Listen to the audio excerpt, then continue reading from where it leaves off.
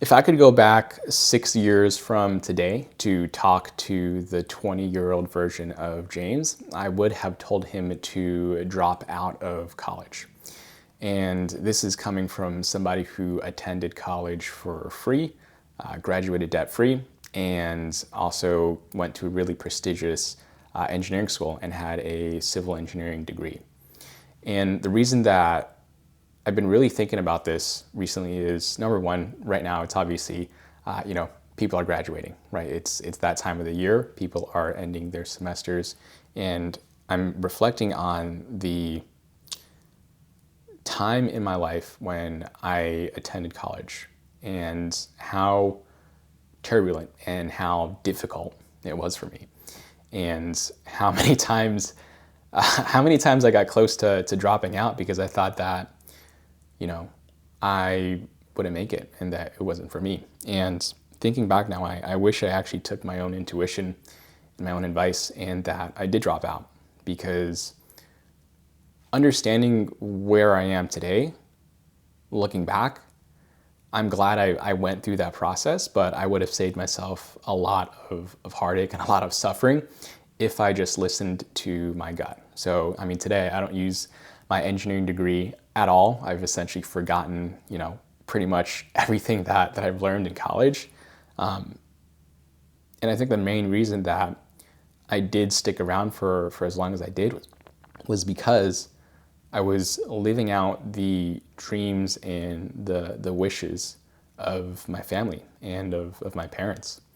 Because my parents, when they were raised, they didn't really have anything, right? They didn't even have a solid education. So in their mind, education was the key to success, right? Was the key to prosperity. So that was a value that was very heavily instilled in me and in my sister. And I feel like just kind of broader overall first generation immigrants, first generation Asian immigrants is that value that's placed on education, that value that's placed on,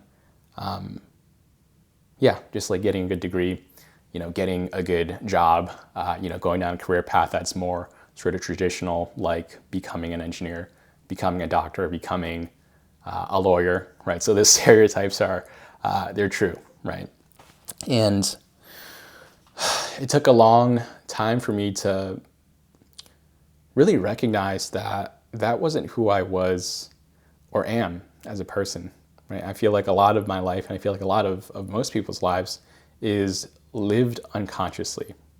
And what I mean by that is they're not really aware of the patterns that govern why they do the things they do, or even why they think the thoughts that they do, or why they believe the things that they do.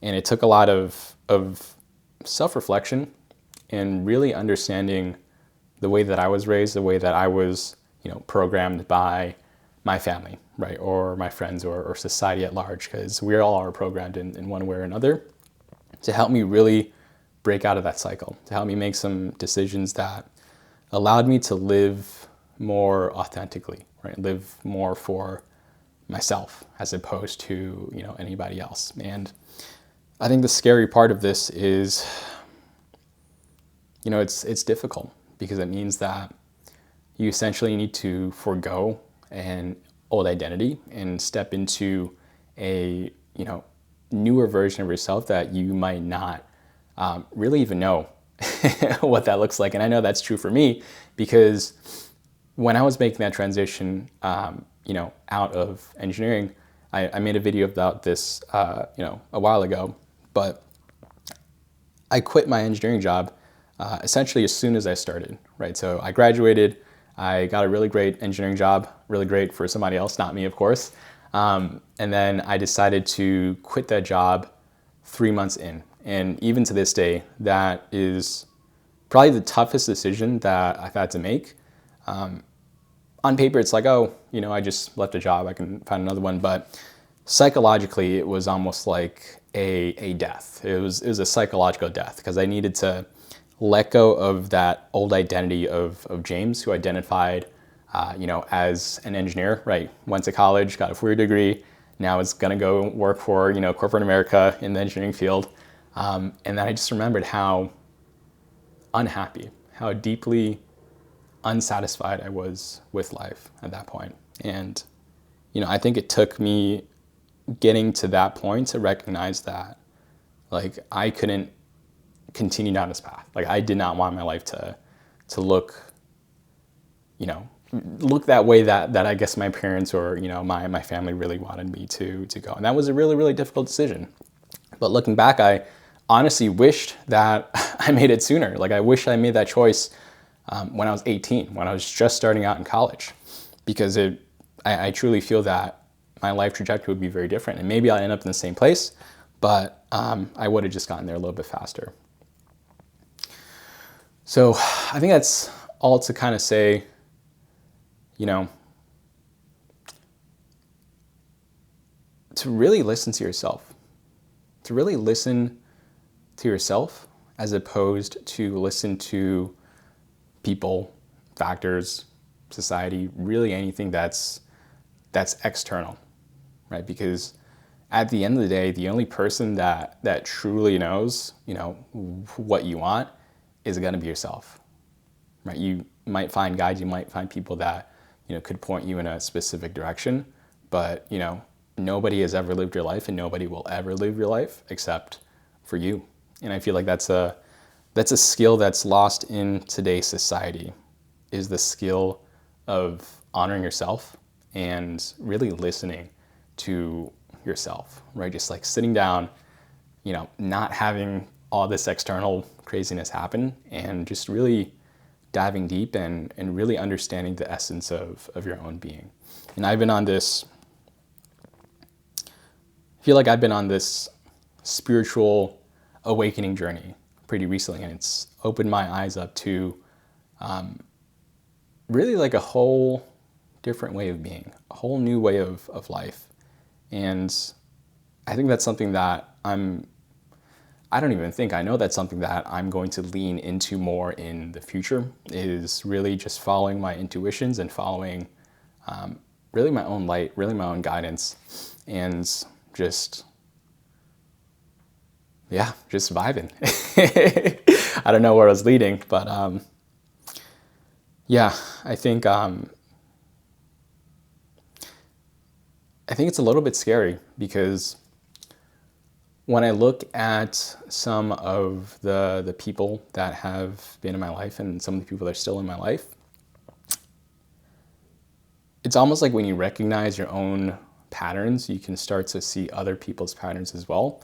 And you can start to see the ways that other people are stuck in their own ways. And, the scary thing is, in an ideal world, everyone has this self-awareness to kind of understand why they're that sort of person or what has kind of made them that sort of person. But from what I've seen, even people in their 60s, 70s, 80 years old, they're still stuck in those same thought patterns, those same belief patterns for the past, 4 or 5 decades.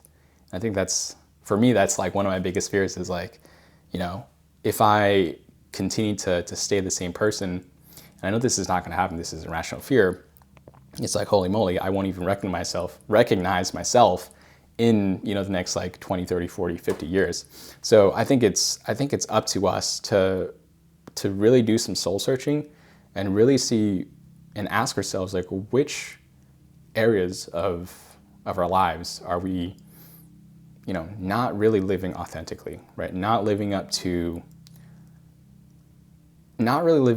our highest standard of who we can be and who we want to be.